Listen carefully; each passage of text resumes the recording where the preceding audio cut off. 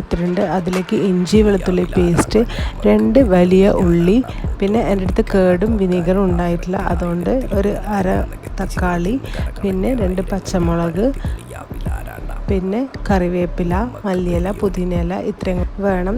നന്നായിട്ട് കുഴച്ചെടുക്കുക.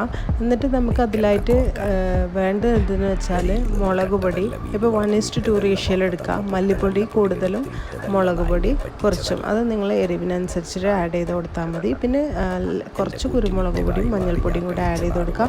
നന്നായിട്ട് മിക്സ് ചെയ്തിട്ട് മാറിനേറ്റ് ചെയ്യുക. ഇതിപ്പോൾ ഞാൻ 2 മണിക്കൂറോളം റെസ്റ്റ് ചെയ്യാൻ വെച്ചിട്ടുണ്ട്. തിരക്കില്ലാത്തതുകൊണ്ട് മെല്ലെ വന്നിട്ട് കറി ഉണ്ടാക്കിയാൽ മതിയല്ലോ എന്ന് വിചാരിച്ചിട്ടാണ് കേട്ടോ. നിങ്ങൾക്ക് വേണമെങ്കിൽ 1 മണിക്കൂർ വെച്ചാലും മതിയാവും. വിനീഗറോ നമ്മുടെ തൈരോ ഉണ്ടെങ്കിൽ അതായിരിക്കും ടൊമാറ്റോനേക്കാളും ബെസ്റ്റ്. അപ്പം ഞാൻ നേരത്തെ പറഞ്ഞ പോലെ 2 മണിക്കൂറോളം റെസ്റ്റ് ചെയ്യാൻ വെച്ചിട്ടുണ്ട്. അതിന് ശേഷം ഞാൻ 4 വിസിലടിച്ചിട്ടുണ്ട് കേട്ടോ കുക്കറിൽ. അപ്പോൾ തൈരോ വിനീഗറോ